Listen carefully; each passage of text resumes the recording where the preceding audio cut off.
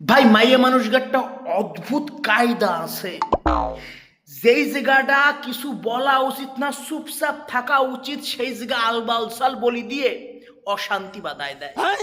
আর যেই জায়গা কথা বলা উচিত সেই জায়গা হাতারা চুপ মারি দেয়।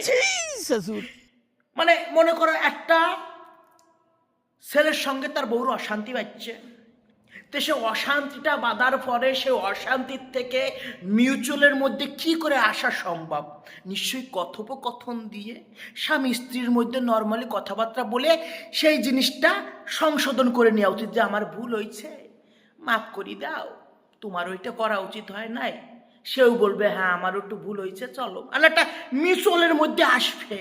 কিন্তু না, বরের সঙ্গে কথাবার্তা কইয়ে অশান্তি বাদাইয়ে হাতে ডাইরেক্ট চলে যাবে ঘরের খাটের উপরে এক কর্নারে চুপচাপ করি বসে থাকবে।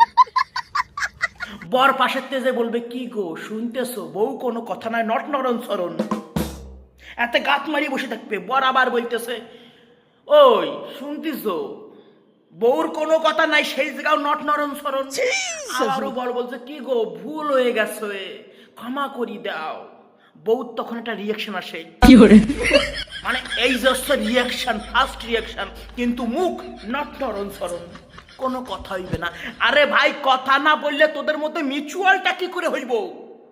বর তো স্বীকার করতেছে যে ভুল হয়ে গেছে, কিন্তু হাতে কোনো কথা বলবে না, ঘরের এক কর্নারে যাই চুপচাপ করে গেটি মারে বসে থাকবে।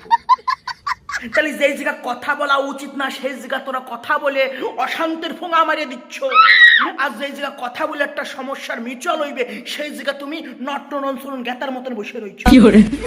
এটা হচ্ছে মেয়েদের একটা বিশেষ বৈশিষ্ট্য। এই বৈশিষ্ট্যের জন্য মেয়েদেরকে বলা হয় অদ্ভুত প্রাণী।